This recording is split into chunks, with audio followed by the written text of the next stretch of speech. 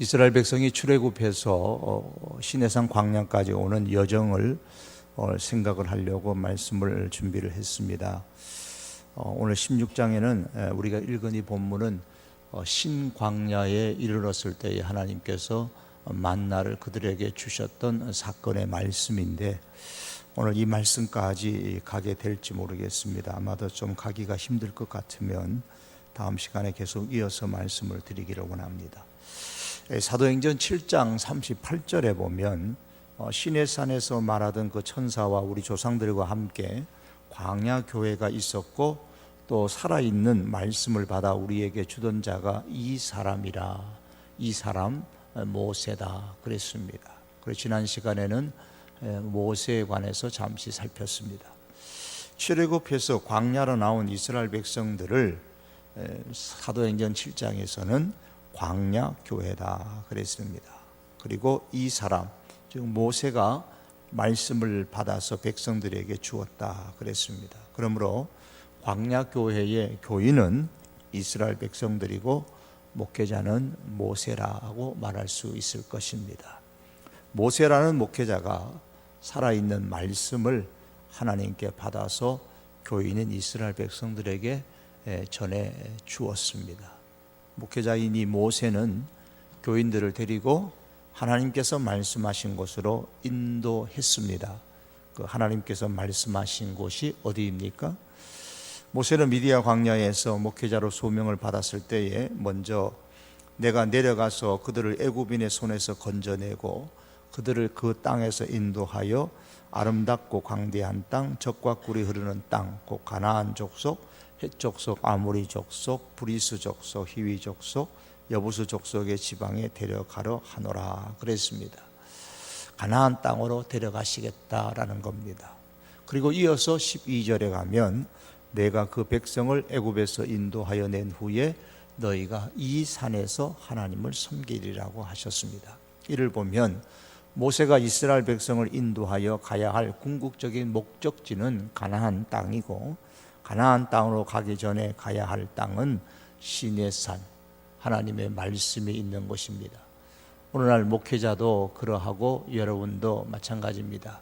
제가 여러분들을 인도하고 가야 될 마지막 목적지는 천국이고, 또한 1차적인 목표는 시내산 아래, 즉 말씀 아래에 거하는 하나님의 사람으로 만들어 가는 곳, 그곳까지 가는 것이 목회자의 사명이고, 또한 여러분이 따라가야 할 장소입니다. 따라서 모세는 이스라엘 백성을 이끌고 1차 목적지인 시내산을 향하여 애굽을 출발했습니다. 이때가 기원전 1446년이라고 했습니다. 애굽에 내렸던 10가지 재앙, 그로 통한 6월절, 이것은 여러분이 너무 많이 들었던 말씀이니까 생략을 하고, 이 재앙의 결과로 해서 마침내 항복했던 애굽 왕은 이스라엘 백성을 놓아 주었습니다. 그런데 시내산을 향하여 애굽에서 출발하기 전에 하나님께서 한 가지 명령을 했습니다. 출애굽기 성경을 좀 앞으로 펴서 3장 21절과 22절을 한번 보시겠습니다. 출애굽기 3장 21절과 22절을 보시면 하나님께서 21절 한번 읽어볼까요? 시작.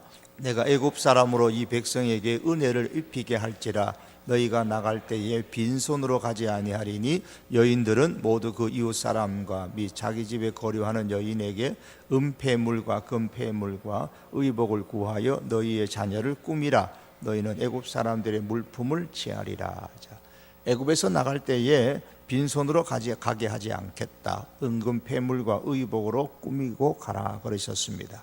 애굽 사람의 물품을 가지고 가라고 했습니다. 어떻게 되었을까요? 출애굽기 12장, 다시 좀 더 내려가서 12장입니다. 내려가서 35절과 36절입니다. 12장 35절과 36절을 같이 읽어봅니다. 시작.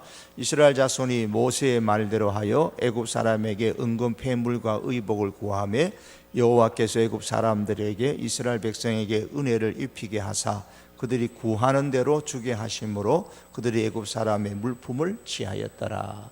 앞에서 말씀은 애굽 그 빈손으로 가지 말고 애굽 사람의 은금 패물 의복을 가지고 가도록 해라, 그렇게 말씀하셨고 12장에 오면은 실제로 나올 때에 이렇게 가지고 나왔더라라는 것을 보여주고 있습니다.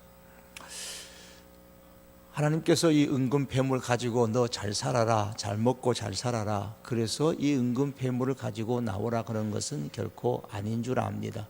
물론 이 당시 은금 패물을 가지고 나올 때에 웬 떡이냐 생각지도 않은 은금 패물 의복들 좋은 것을 가지고 챙기게 되었으니까 얼마나 좋겠습니까? 그러나 거기에는 하나님의 분명한 목적이 있습니다. 이후에 살펴보겠습니다마는 성막을 짓게 할 때에 하나님께서 그들에게 가지고 있던 것을 은금 패물들을 요구하신 적이 있으셨습니다.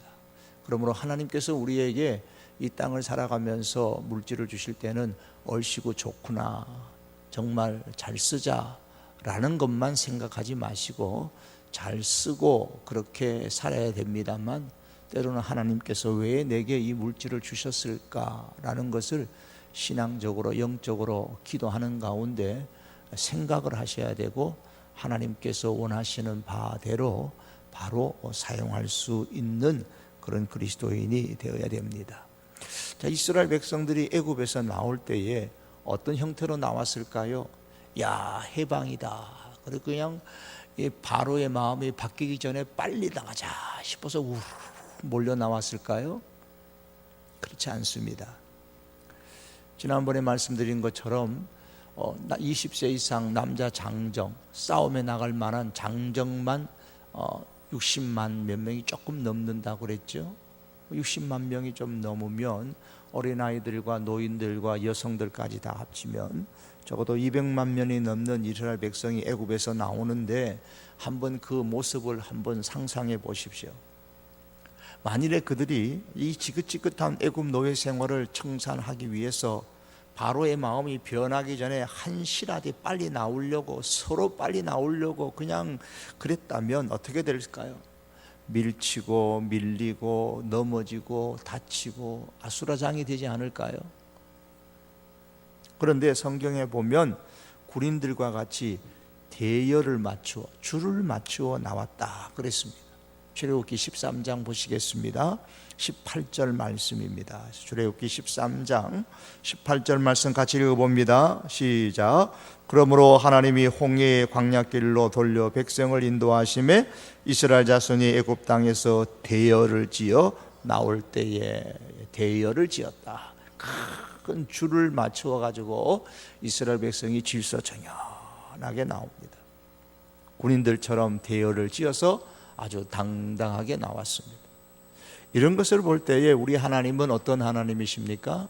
질서의 하나님이십니다.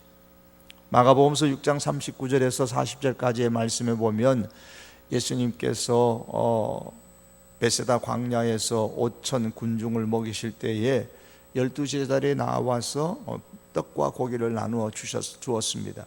거기도 보면 5천 군중들, 거기 보면 남자만 5천 명이라 그랬으니까 역시 거기도 숫자가 더 많았겠죠. 5천 명이 넘는 군중들이 굶었으니까 얼마나 배고팠겠습니까? 예수님께로부터 받은 제자들이 그것을 나눠주려 할 때에 서로 막 받아 먹으려고, 많이 먹으려고 받아 먹고 또 감추고 또 받아 먹고 감추고 막 서로 받아 먹으려고 했으면 얼마나 아수라장이 되었겠습니까? 그런데 성경은 이렇게 말합니다. 제자들에게 명하사, 예수님이 제자들에게 명하셨어요. 떡 주기 전에 그 모든 사람으로 때를 지어 푸른 잔디 위에 앉게 하시니 때로는 혹 100명씩 또는 50명씩 앉은지라 그랬습니다.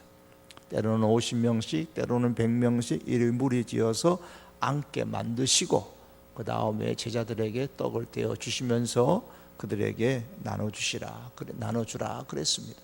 참 이를 보면 하나님은 참 질서의 하나님 것을 우리가 알 수가 있습니다. 그렇기 때문에 우리가 교회에 무슨 행사를 하거나 하나님의 일을 할 때도 참으로 질서 있게 일을 해야 됩니다. 질서 있게 일하도록 하기 위해서 하나님께서 교회에 직분을 세우신 겁니다. 그 직분에 따라서 로마서의 말씀처럼 더 이상 넘지 않도록, 그 직분의 이상을 넘지 않도록 일해서 그 질서를 지켜서 일을 하도록 하나님께서 교회에 직분을 주신 겁니다. 우리가 하나님의 일을 할 때 참 질서를 지켜야 됩니다.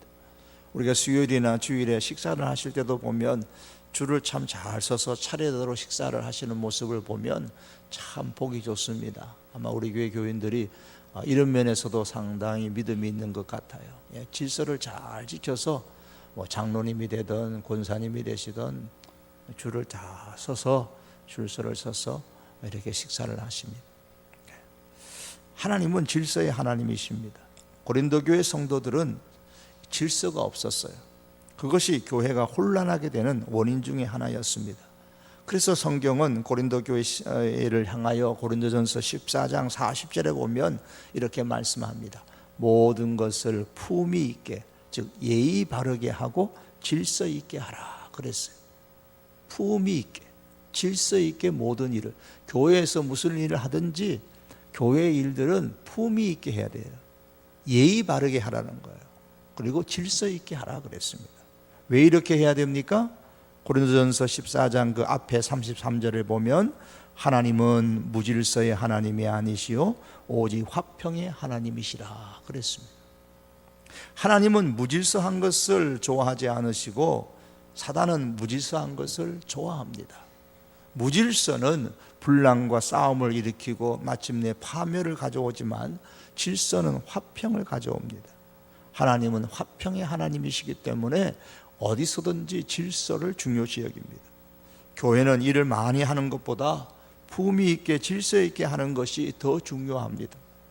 많은 일을 하는 사람을 교회는 존중히 여겨야 됩니다. 그러나 많은 일을 하는 사람일수록 주의해야 될 것은 예의 바르게 질서 있게 해야 그래서 교회의 덕이 되고 그 사람이 한 일도 빛을 발하게 되고 하나님께서도 좋아하시게 되는 겁니다. 만일 예의 있게 질서 있게 일할 자신이 없으면 차라리 일을 하지 않는 것이 더 좋습니다. 일을 하지 않으면 최소한 자신만 손해보지만 일을 하면서 예의 없이 질서 없이 일하면 자신뿐만 아니라 다른 교인들도 교회도 결국은 손해를 보게 되는 겁니다. 그게 하나님께 영광이 안 되는 것이죠. 그래서 하나님의 일을 할 때 우리 하나님은 질서의 하나님이니까 예의 바르게 질서 있게 하나님의 일을 해야 한다라는 것을 우리가 늘 기억해야 됩니다. 모세는 애굽에서 나와서 이스라엘 백성을 시내사로 인도할 때에 대열을 맞추어서 이렇게 당당하게 나왔습니다. 그 길은 가까운 길을 포기해야만 가능한 길이었어요. 시내산으로 간다는 것은 가까운 길, 편한 길을 포기해야만 갈 수 있는 길이었어요. 애굽에서 가나안 땅으로 가는 최적의 길은 해안선을 따라가는 것이었습니다. 지도는 여러분 그동안 너무 많이 봤기 때문에 머릿속에 이렇게 그려질 거라 생각하고 제가 이번에는 지도를 안 보여드렸습니다.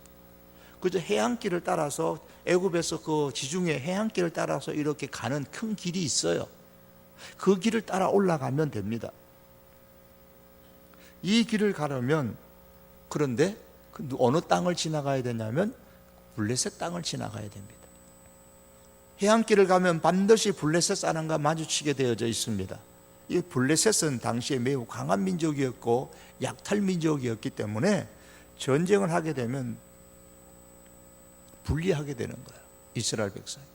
거기다가 이 가나안 땅에 블레셋은 제일 아래쪽에 있기 때문에 가나안 7 족속이 나중에 여호수아서에 보면 그 홍해 사건이라든가 애굽에서 있었던 그 10가지 재앙에 대해서 그 소문이 이미 가나안 땅에 다 퍼졌어요. 정탐꾼에게 얘기했던 그 여인의 얘기를 들으면, 라합의 얘기를 들으면 벌써 10재앙이 애굽에 내렸다는 것은 가나안 땅에 소문이 다 났어요. 그렇기 때문에 이 지금 가나안 땅에 있는 사람들도 이 이스라엘 백성들이 어떻게 하나 예의주시하고 보고 있단 말입니다. 그런데 해안길을 따라서 블레셋 땅으로 들어오면 그냥 위에서부터 연합정선을 펴서 우르르르 블레셋과 연합해가지고 내려오게 되면 전쟁을 하면 어떨까요? 이스라엘 백성이 겁을 먹고 한 번도 전쟁을 안 해봤는데 겁을 먹고 아예 애굽으로 돌아가자, 그럴 수가 있단 말입니다. 그래서 출애굽기 12장 17절입니다. 한번 읽어보시겠습니다. 출애굽기 12장 17절, 다 같이 12장 17절 읽습니다. 시작. 바로가 백성을 보낸 후에, 출애굽기 12장 17절 시작. 바로가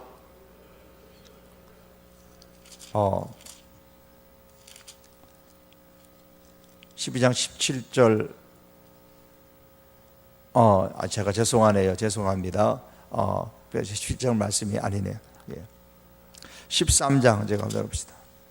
13장이에요?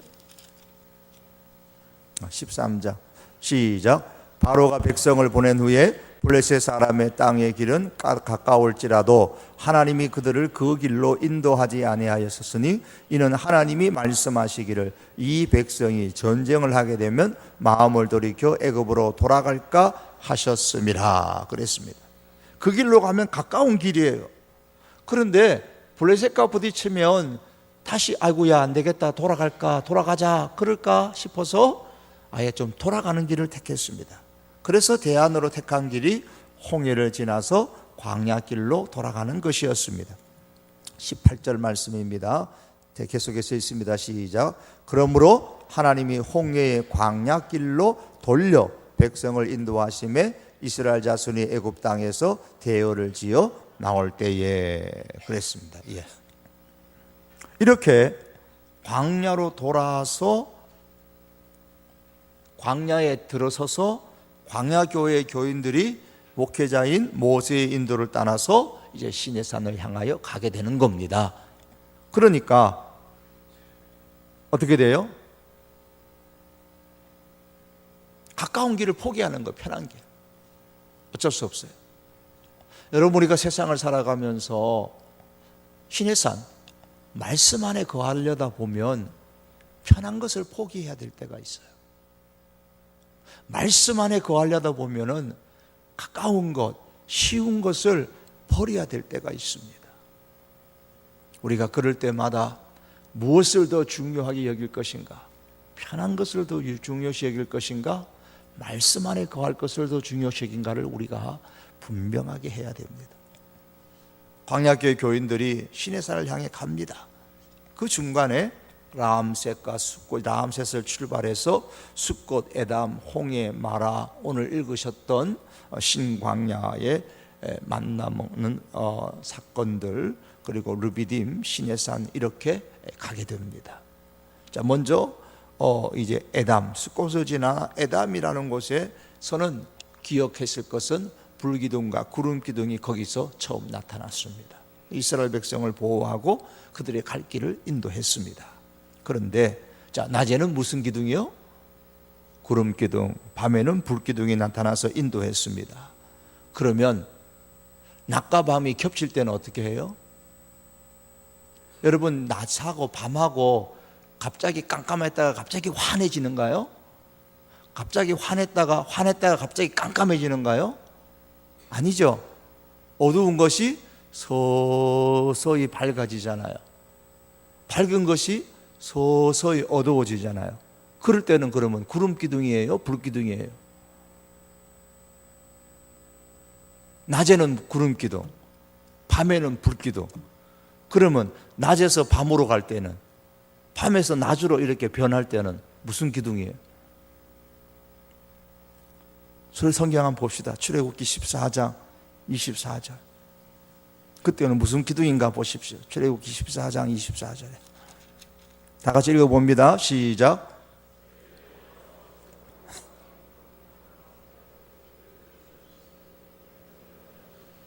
자, 어느 때예요? 새벽이니까 이제 어두운 데서 밝음으로 이렇게 이제 가는 이제 그 시간대입니다. 그때 무슨 기둥이요? 불과 구름 기둥. 여호와께서 불과 구름 기둥 가운데서 불 구름 기둥이 같이 나타났다는 거예요. 자, 다른 성경, 쉬운 성경에 보니까 여호와께서 불과 구름 기둥 가운데서 그랬어요. 현대인의 성경에 보면 여호와께서 불 구름 기둥 가운데서, 불 구름 기둥 가운데서.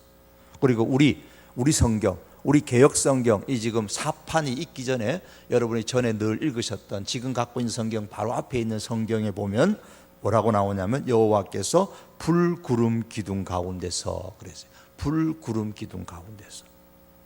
불 기둥도 아니고 구름 기둥도 아닙니다. 불, 구름 기둥입니다. 낮에는 구름 기둥이고 밤에는 불 기둥인데 해가 떴다고 해서 갑자기 불 기둥이 구름 기둥으로 한순간에 탁 바뀌겠습니까? 만약 그렇게 되면 어떻게 될까요?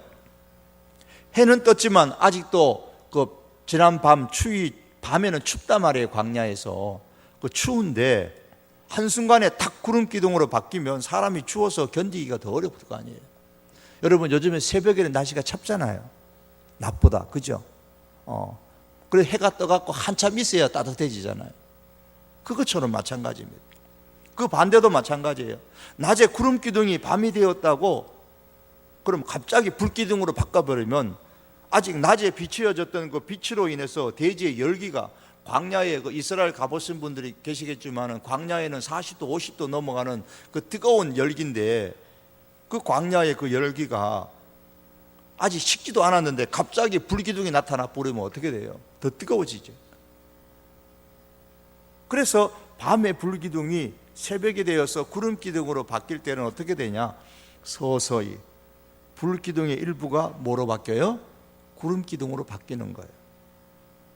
그리고 구름기둥의 일부가 뭘로 바뀌어요? 밤에는 불기둥으로 바뀌는 거예요. 그러면 새벽쯤 되면 여기 보니까 불기둥이 좀 많았던 모양이에요. 그래서 일부는 불기둥이고 일부는 구름기둥입니다. 그래서 불구름기둥, 또 지금 성경은 불과 구름기둥 그렇게 표현을 했습니다. 그래야 광야에서 사람이 느끼는 온도가 비슷하게 되어서 사는데 지장이 없어요. 광야를 지나가는데 지장이 없어요. 이를 보면 하나님은 하나님의 사람을 보호하시고 인도하시는 데 있어서 얼마나 세밀하게 보호하시고 인도하시는지를 알 수 있습니다.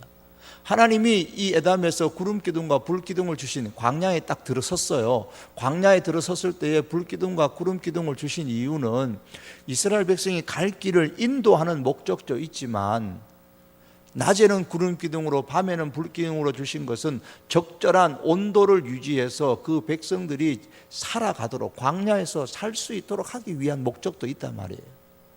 그래서 하나님께서 이 낮과 밤이 바뀌는, 밤과 낮이 바뀌는 그때에도 적절한 온도를 유지하기 위해서 한 번에 구름기둥이 불기둥으로, 불기둥이 구름기둥으로 바뀌는 것이 아니라 서서히 불기둥과 구름기둥이 겹쳐지는 불구름기둥을 하나님께서 주셨다는 거예요. 그만큼 하나님은 하나님의 사람들을 보호하시는데 세밀하신 분입니다. 성경은 우리 하나님에 대해서 말씀하기를 우리의 머리털까지 다 헤아리시는 분이라고 하셨습니다. 우리 머리털까지 다 헤아리시는 아주 세밀하신 분입니다. 그러니 너희는 두려워하지 말라 그랬습니다. 세상 일에 대해서 두려워하지 말라는 거예요. 하나님이 다 하신다는 거예요.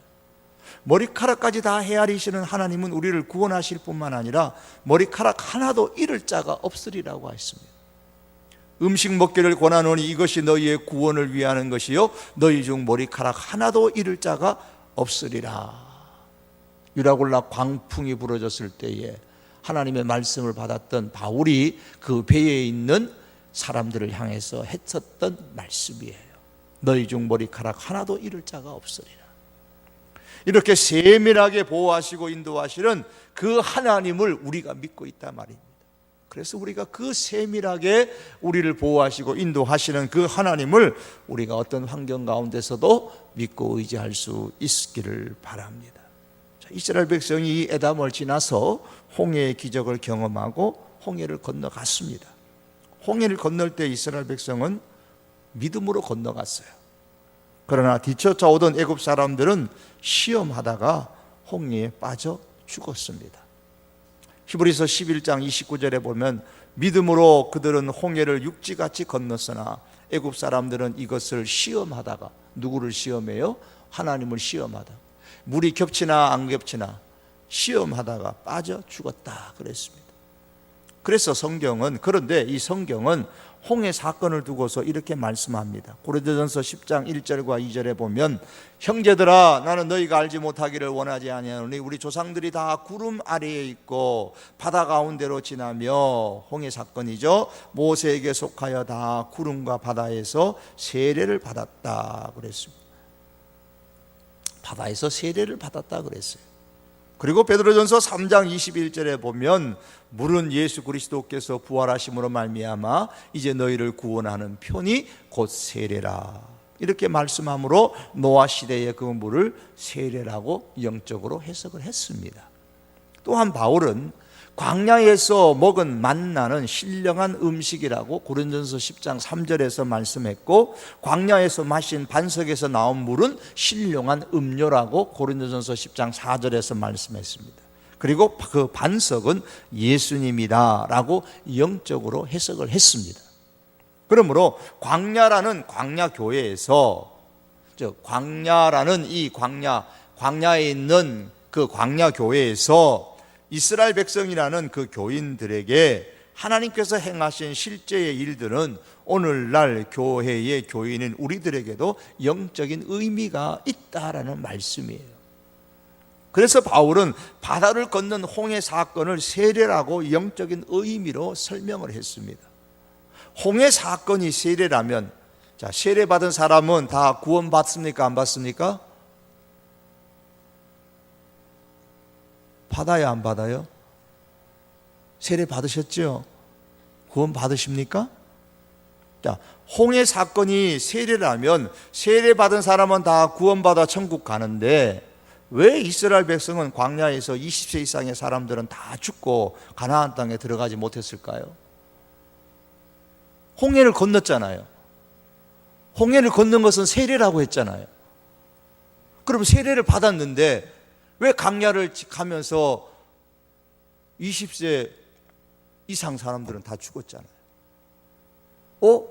홍해를 건너 세례를 받았는데 우리 의미로 말하면 홍해를 건넜는데 광야에서 죽었다? 그러면 세례를 받았는데 구원을 못 받는다? 가나안 땅까지 못 가고 그 고민은 어떻게 해결할래요? 저도 이거 고민 많이 했습니다.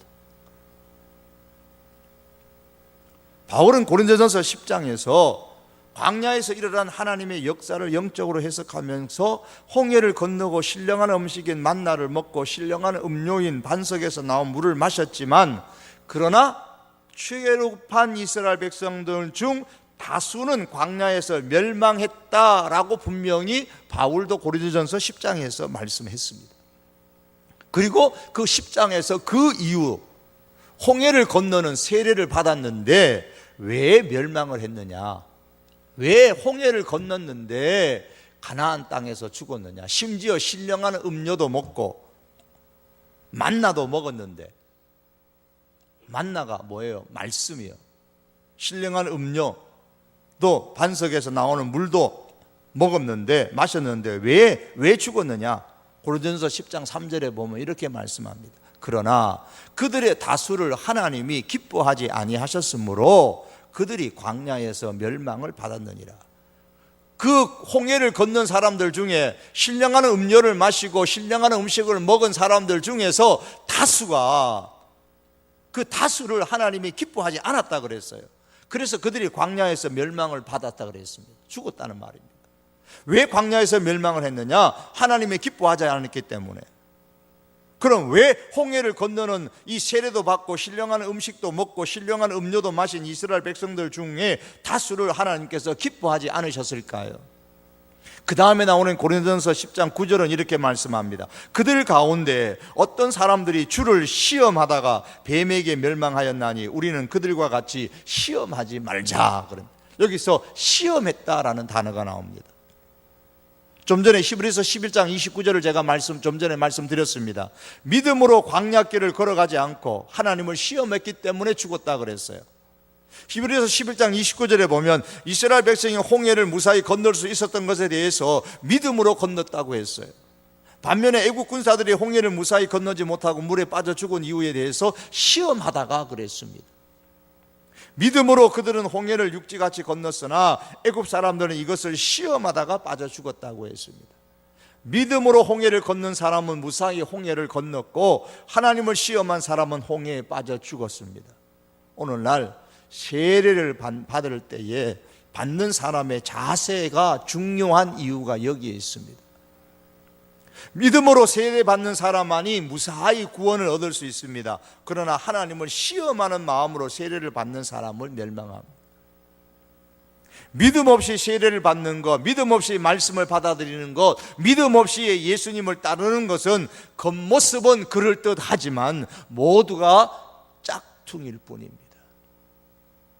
그러므로 구원뿐만이 아니라 우리가 무슨 봉사를 하든 믿음으로 하는 일은 하나님께 가치 있고 기억되지만 하나님을 시험하는 자세로 봉사하면 아무리 많은 봉사를 해도 천국에서 가치가 없고 하나님께도 기억되지 않습니다. 그러므로 여러분, 이제 말씀을 맺으면서 우리가 세례를 받든지 봉사를 하든지 무슨 일을 하든지 믿음으로 할 수 있기를 바랍니다. 예수 그리스도를 믿는 믿음으로 하는 것만이 남습니다. 이 땅에서 우리가 예수님을 믿고 신앙생활하고 우리가 교회에서 신앙생활하고 사회 속에서 우리 직장에서 가정에서 무엇을 하든지 그리스도 안에서 예수님을 믿는 믿음으로 하는 것만이 천국에서 남아있을 줄로 믿을 수 있기를 바랍니다. 여러분, 말씀을 정리하면서 이스라엘 백성이 출애굽하여서 시내산으로 가는 과정의 여건들을 살펴보았습니다.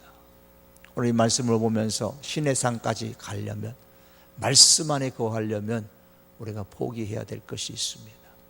때로는 편안한 삶을 포기해야 될 때가 있습니다. 때로는 좀 불편하고 때로는 좀 어렵게 신앙생활을 결정해야 되고 결단해야 될 때도 있습니다. 우리가 그럴 때 망설이지 말고 믿음으로 결단해서 우리가 말씀 아래 거할 수 있는 존귀한 하나님의 사람들이 될 수 있기를 주님의 이름으로 축복합니다. 우리 기도드리겠습니다. 이 시간 우리가 함께 기도할 때에 두 가지 기도의 제목을 드리겠습니다. 하나는 오늘 말씀처럼 주님, 때로는 내 삶에 편안한 것을 포기하고 말씀 아래 거하고 말씀 따라갈 수 있는 그런 신앙인이 될 수 있게 하여 주십시오 라고 우리가 한번 우리 하나님 앞에 기도 드리십시다. 또 한 가지 기도의 제목은 우리 자녀들을 하나님 앞에 한번 올려드립니다.